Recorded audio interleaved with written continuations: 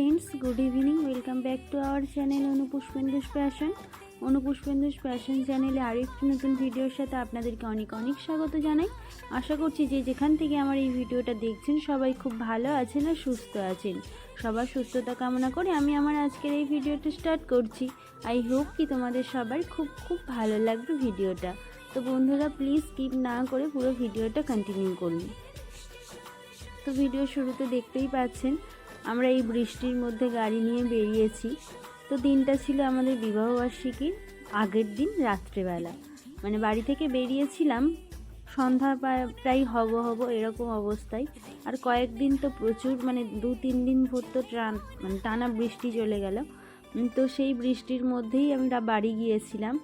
তো হঠাৎ করে এত বৃষ্টি মাথায় নিয়ে এই রাত্রে কেন বাড়ি যাচ্ছি, সেটা নিশ্চয়ই থাম্বনেল আর টাইটেল দেখে বা ইন্ট্রো দেখে বুঝতেই পেরেছেন। হ্যাঁ বন্ধুরা, দিনটা ছিল আমাদের বিবাহবার্ষিকীর আগের দিন, একটু আগেই বললাম। তো সেই জন্যই এত তড়িঘড়ি করে বাড়ি যাওয়া। তো এই যে তারপর এই বৃষ্টি ভেজার রাত্রে কলকাতা শহর দেখতে দেখতে আমরা বাড়ি পৌঁছে যাব। আর গিয়ে এতটা সারপ্রাইজ হব আমরা ভেবেই পাইনি, বুঝতে পারিনি বলছি, ভাবতেই পারিনি যে অতটা ভালো অ্যারেঞ্জমেন্ট করা হবে বাড়িতে। তো সবটাই দেখতে পাবেন একটু পরে, তার জন্য বন্ধুরা প্লিজ ভিডিওটা কন্টিনিউ করুন। তো সে ঠান্ডার সময় বৃষ্টি হলে তো তার মজাই আলাদা। এদিকে যেমন শীত আর তেমন বৃষ্টি হলে তো এমনিই স্যাঁতস্যাঁতে একটা ওয়েদার থাকে, ঠান্ডা মতোই থাকে। তো এই ঠান্ডার মধ্যে শীতের পোশাক পরে তার উপরে রেইনকোট পরে আর এই বৃষ্টির মধ্যে যাওয়া, যেতে যেতে বন্ধুরা অনেকবার রাস্তায় দাঁড়ানো হয়েছিল। যখন যেখানে বেশি বৃষ্টি পেয়েছি দাঁড়িয়ে একটু চা কফি কিছু খাওয়া হয়েছে, তারপরে আবার ফিরে এসেছি। তো এখানে আস্তে আস্তে হাজব্যান্ড দেখালো এই স্টলটা। কলকাতায় রাস্তায় স্ট্রিট ফুড খাওয়ার মজাটাই আলাদা। তো সেই রকম একটা দোকানে দাঁড়ালাম, এখানে খেয়ে নিলাম লোটে ফ্রাই। খেয়ে এবারে বাড়ি যাব। বাড়ি যেতে প্রায় 11টা বেজে। আজকে আমাদের বিবাহ বার্ষিকী, ম্যাডাম সাজুগুজু করছেন, সঙ্গে আমিও আছি। একটু দেখাবো ম্যাডামকে দেখাই কেমন সাজুগুজু করছে। ম্যাডাম দেখান একটু কেমন করছেন সাজুগুজু। অ্যাকচুয়ালি এটা প্ল্যানটা দাদা বৌদি করেছে, দাদা বৌদি সারপ্রাইজ আমাদের প্ল্যান করেছে একটা আমাদের বিবাহবার্ষিকীতে সারপ্রাইজ গিফট। তো দেখাবো ওকে একটু, দেখাও এদিকে ফেরো, দেখাও পুরোটা দেখাও কেমন লাগছে, দেখা একটু, দেখো হাত দেখো, পুরোটা দেখো। তো বাড়িতে এসে প্রথম থেকে তো উপরে কেউ যেতেই দিল না আমাদেরকে। হাত মুখ ধুয়ে ফ্রেশ হয়ে নিয়ে, যেহেতু অনেকটা রাত হয়ে গেছিলো, তাই ঝটপট করে রেডি হতে বললো যে 12টার পর সেলিব্রেট করবে। এই সেলিব্রেশনটা পরদিন হলে ভালো হতেও পারতো, কিন্তু হলো না, কারণ আমাদের শ্বশুরবাড়িতে যাওয়ার প্ল্যান আছে। তো ওই জন্য বাধ্য হয়ে আজকের এই রাত্রেবেলা সেলিব্রেট করা হচ্ছে। তো এই প্ল্যানটা করেছে বৌদি, দাদা ঘুমোচ্ছে, পিসি আছে, এদিকে মা আছে।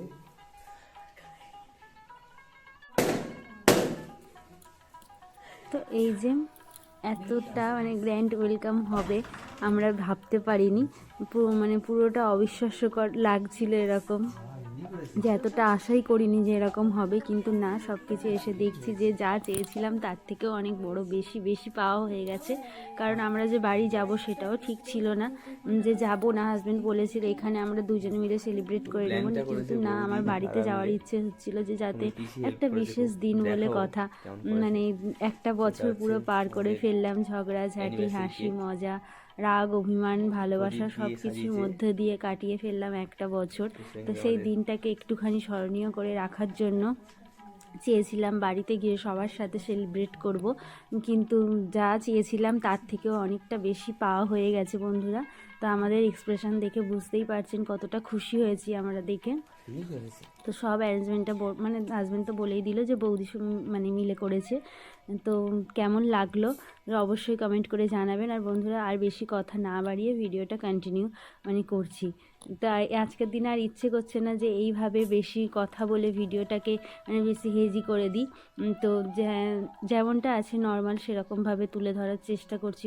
আর যদি ভিডিওটা ভালো লেগে থাকে বন্ধুরা, প্লিজ চ্যানেলটিকে সাবস্ক্রাইব করে আমাদের পাশে থাকবেন আর একটু আশীর্বাদ তো করেই যাবেন, যাতে মানে জীবনের শেষ নিঃশ্বাস পর্যন্ত এইরকমভাবে কাটাতে পারি দুজনে একসাথে।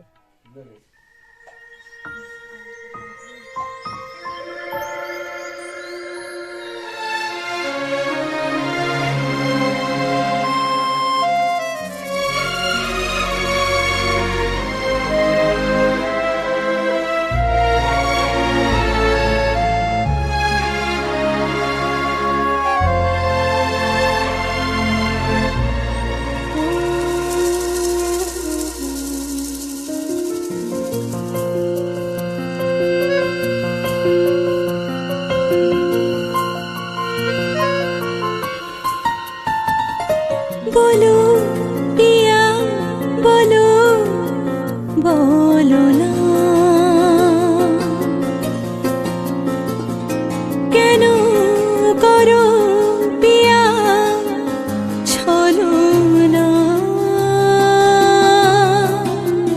मने मने दुजने हृदयेर बाँधने पिया तुमी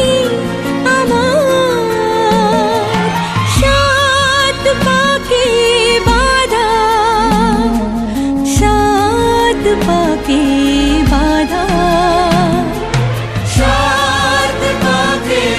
बाधा सात पाके बाधा बोलो पिया बोलो बोलो ना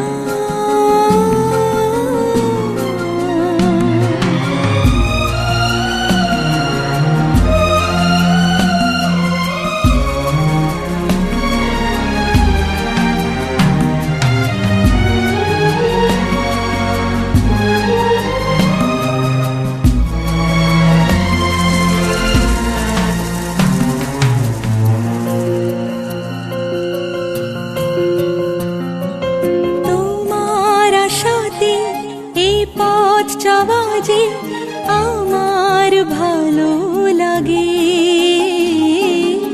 এত আলো আর এত খুশি যে আমি পূর্ণ হলো। তো ওই 1 বছরের এই শুভক্ষণে এটা ওর উপহার, এটা আমার তরফ থেকে দেওয়া রইল। আর এই যে ঘরটা যা ডেকোরেশন করেছে বৌদি নিজে হাতে করেছে, এত সুন্দর সাজিয়েছে। আমাদের অ্যানিভার্সারি লেখা, হ্যাপি অ্যানিভার্সারি লেখাটা করেছে গোলাপ দিয়ে, কেক টেক এনেছে, এটা করেছে বৌদি। যা ঘরটা অল ওভার ডেকোরেশন বৌদি করেছে, বৌদিকে অসংখ্য ধন্যবাদ। এরকম আমরা ভাবিনি যেরকম হবে এরকম, তাই বলো? আস্তে আস্তে বলো।